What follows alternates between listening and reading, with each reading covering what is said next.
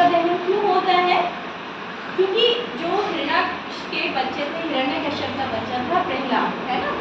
तो प्रहलाद भगवान विष्णु के भक्त थे और हिरण्यकश्यप भगवान विष्णु को नहीं मानते थे और वो आतंक फैलाते थे, पाप करते थे, सबको मना करते थे कि विष्णु जी की पूजा नहीं करनी, लेकिन वो हमेशा करते थे। कौन? प्रहलाद। इसलिए उनको मारने के लिए उन्होंने कई चीजें की। हिरण्यकश्यप ने ऊपर से फेंक दिया, फिर भी भगवान विष्णु ने उनको बचा लिया, है ना। और जहर की भी कोशिश की, कई चीजें की, लेकिन फिर भी वो प्रहलाद को नहीं मारता। तो हिरण्यकश्यप की सिस्टर थी होलिका, ठीक है। उनके पास ऐसी चुनरी थी कि जब वो अगर उस चुनरी को ओढ़कर बैठ जाए तो अग्निदेव ने ऐसी चुनरी उनको दी थी कि अग्नि उनका कुछ नहीं कर पाएगी। जलती हुई आग में भी अगर वो बैठ जाते हैं तो वो जलेंगे नहीं। कौन? होलिका, हिरण्यकश्यप की बहन, ठीक है, हिरण्यकश्यप की बहन, ठीक है।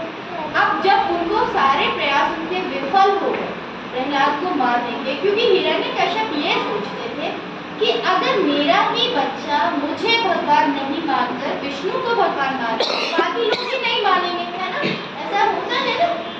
तो उन्होंने क्या किया, होलिका ने कहा कि अपने भाई को कहा कि मेरे पास जो चुनरी है उसको ओढ़ के मैं बैठ जाती हूँ और आप चारों ओर आग लगा देना चिता बना के, तो मैं तो चलूंगी नहीं और प्रहलाद जल जाएगा। उन्होंने वैसे ही किया, ऐसे ही बनाया उन्होंने, और उसके ऊपर होलिका जो थी वो चुनरी को लेकर बैठ गई और गोद में उन्होंने किसको सुलाया? प्रहलाद को। इसके बीच में एक डंडी लगाई हुई है मैम ने, वो हमेशा प्रहलाद होती है, ठीक है। उस डंडी को प्रहलाद के रूप में माना जाता है।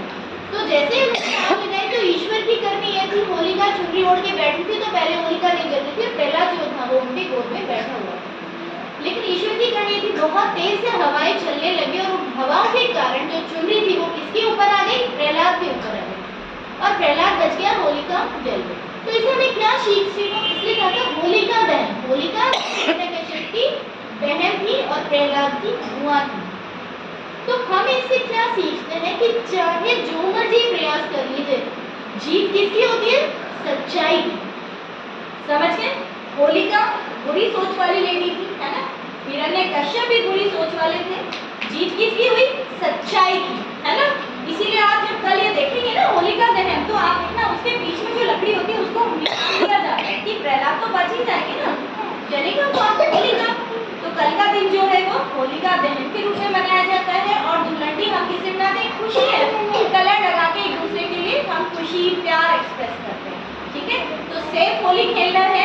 परेशानी आपको यहाँ भी हर्बल कलर्स दिए गए, घर में भी आप हर्बल कलर्स का ही यूज करें, अंडरस्टूड, ठीक है। आपकी स्किन खराब नहीं होनी चाहिए, तभी किसी फेस्टिवल का फायदा है। अगर फेस्टिवल के टाइम में आप बीमार हो जाओ, आप परेशान हो जाओ, आपकी स्किन एलर्जी हो जाए, फिर कोई फायदा नहीं, ठीक है। तो remember this, safe Holi. So once again happy Holi.